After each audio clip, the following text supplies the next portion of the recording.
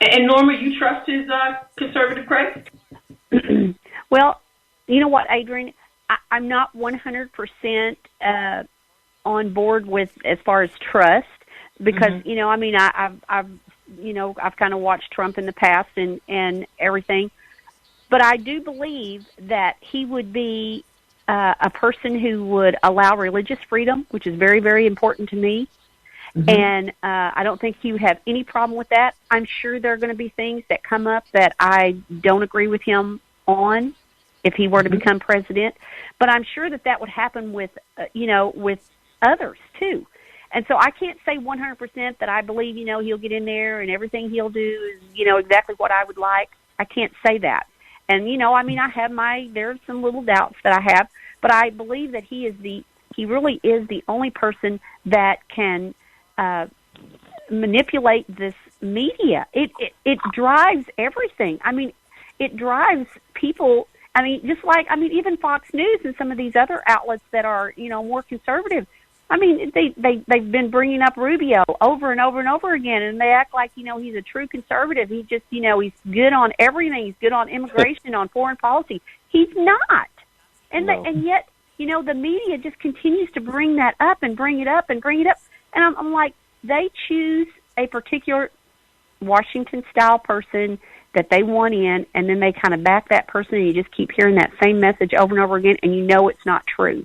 And so I just think that they have got to be able to manipulate the media. It sounds terrible, manipulate, but they've got to be able to work the media for their benefit, because if they can't, they're not going to win this election because of Hillary Clinton and, the push behind all of that. It's just not going to work, I don't think. But that's just my opinion. Well, Norma, Kevin, Melody, Greg, I am very appreciative of your feedback.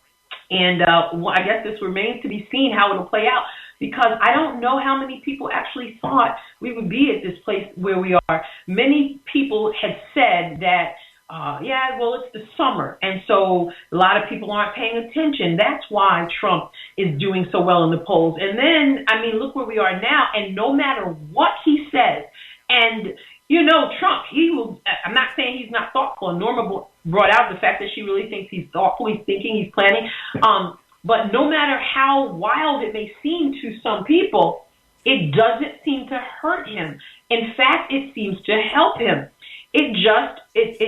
It blows people's minds. But now, of course, some things are shifting with Cruz soaring and Carson dropping.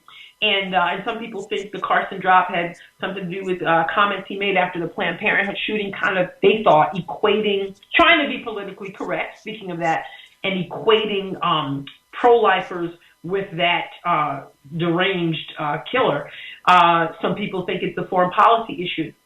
I don't know. I don't know what it is, and it remains to be seen. There's quite a ways to go. I guess, 7 weeks now to Iowa?